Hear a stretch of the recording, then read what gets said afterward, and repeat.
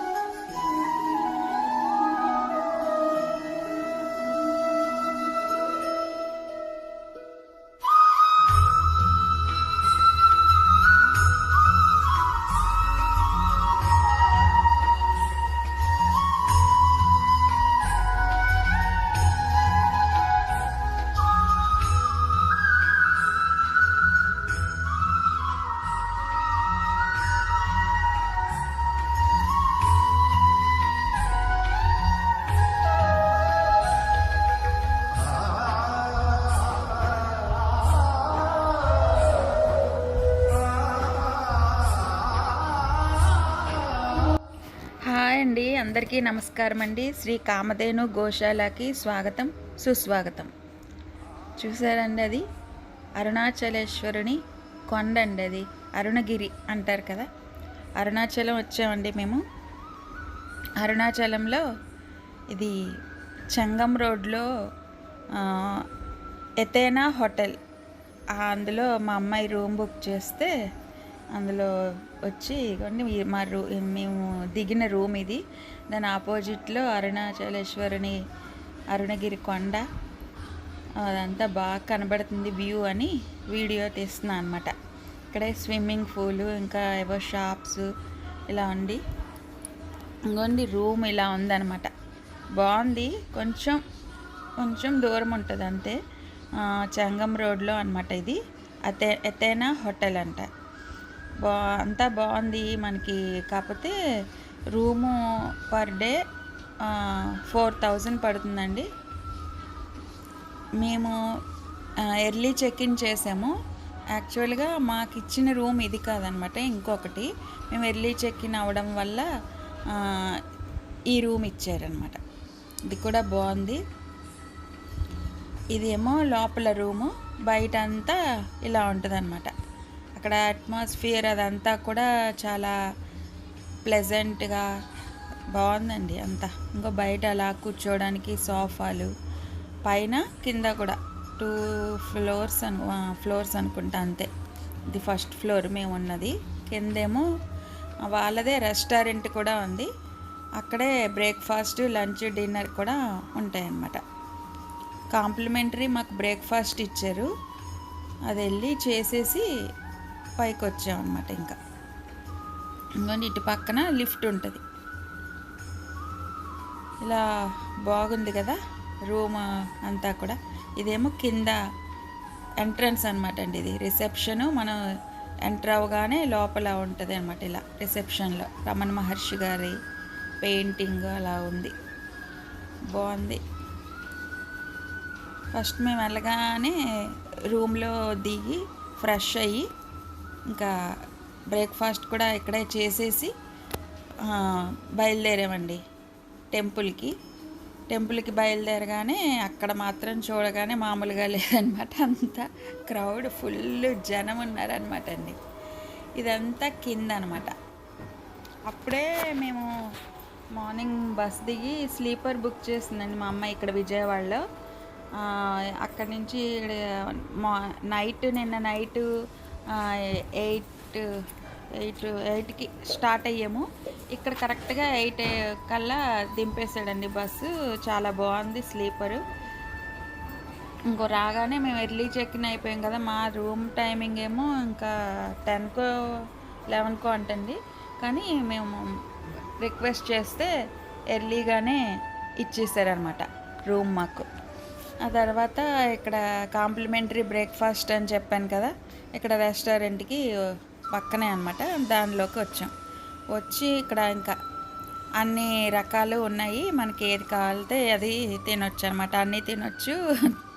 Tea, coffee, juice అన్ని మొత్తం అన్ని రకాలు ఉన్నాయి. చట్నీలు, సాంబార్లు, ఇంకా బ్రెడ్, బటర్, బ్రేక్ఫాస్ట్ అన్ని జామ్తో సహా అన్ని రకాలు ఉన్నాయన్నమాట.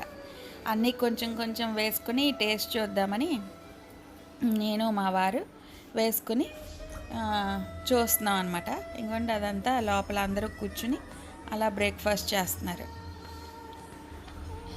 చేసిన తర్వాత ఇంకా బయలుదేరాం టెంపుల్కి. ఇంకోండి టెంపుల్లోకి రాగానే ఇంకా అరుణాచలేశ్వరుని ఒక మ్యాజిక్ ఉంటుందండి. ఇక్కడ ఒక మాయ ఏంటో తెలీదు.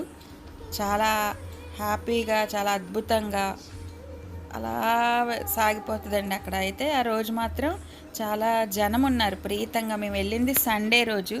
ఆ రోజు ఏంటంటే మరి ఎందుకో తెలీదు, ఆ రోజు స్పెషల్ డే ఏంటో కూడా అర్థం అవ్వలేదు. కానీ రోడ్డు మీద వరకు ఉన్నారు జనం బాగా క్యూ లైన్లో. అది 50 రూపీస్ టికెట్ అనమాట.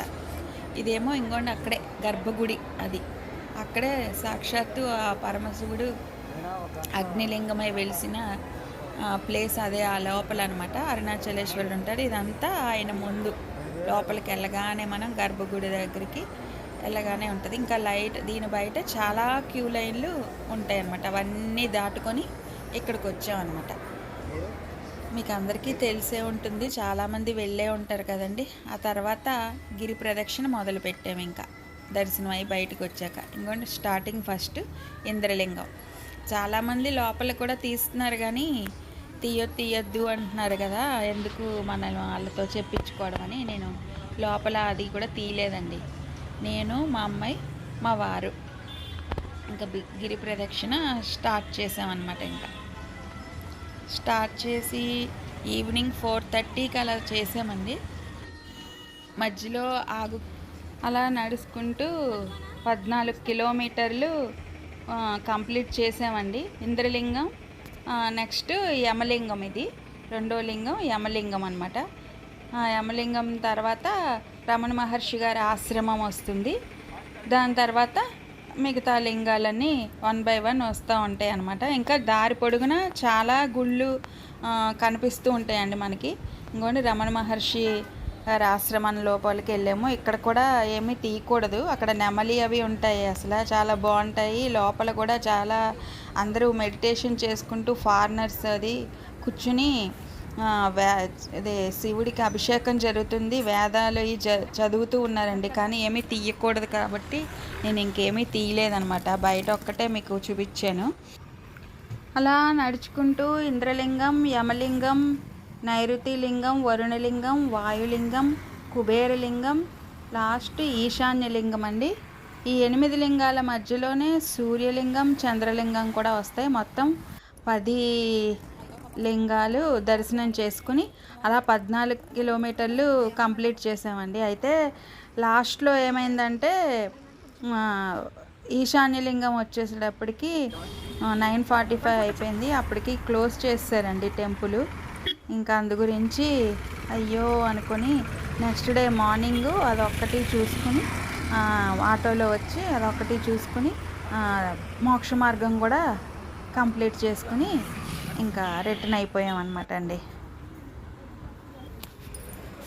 అయితే ఇంకా పోటీలు పెట్టుకొని కాసేపు నేను వెనకబడ్డాం, కాసేపు వీళ్ళు వెనకపడడం. ఇంకా అలా అలా దైవనామస్మరణ చేసుకుంటూ కాసేపు దారమ్మట కోతులని, జింకలు అవన్నీ కనిపించాయి అనమాట అండి. ఇదిగోండి జింకలు వస్తున్నాయి పాపం దగ్గరికి. భక్తులు యాత్రికులు అలా వెళ్తూ ఏమన్నా పెడితే తింటున్నాయి అన్నమాట. ఒకళ్ళు పక్కన మా పక్కన సపోటా పళ్ళు పెడుతున్నారు. ఆ జింక వచ్చి తింటుంది అనమాట. ఈయనేమో మరమరాలు పట్టుకున్నారు. అవి పట్టుకుని రా అంటే అవి చిన్నవి తినడానికి రావట్లేదు అనమాట. మా దగ్గరేమో పెద్ద పళ్ళు ఇంకేం లేవు, కోతులకి పెట్టేసాం. అందు గురించి పాపం అది వచ్చి అది తింటుంది అనమాట. ఈయనేమో మరమరాలు పట్టుకుని పిలుస్తున్నారు రా రా అనేసి, అవి రావట్లేదు. భలే ఉన్నాయండి. దారిలో పాపం వాటికి ఎండలకి మరి అవి ఏం తింటున్నాయో తాగుతున్నాయో అడవులో చూసుకుంటూ ఉంటున్నారేమోలేండి. అందరూ యాత్రికులు వచ్చే టయానికి అక్కడికి వస్తాయి అనుకుంటా. ఈవినింగ్ టైంలో అలా ఉన్నాయి అక్కడ జింకలు. తినకుండా ఎంత బాగున్నాయో అండి అవన్నీ చూస్తుంటే. మనకు అసలే జంతు ప్రేమికులం కదా. దారమ్మట పొడుగునా దారి పొడుగునా కూడా ఇవన్నీ గోమాతలు కూడా కనిపించాయండి. చాలా కనిపించాయి. ఇంకోండి ఇంక అప్పటికే చీకటి పడిపోయింది. ఇంక లాస్ట్కి వచ్చేస్తుంటే ఇవి ఉంటాయి కదా మసాజర్లు, అవి పెట్టేశారు. చాలామంది పెట్టారు షాపులో.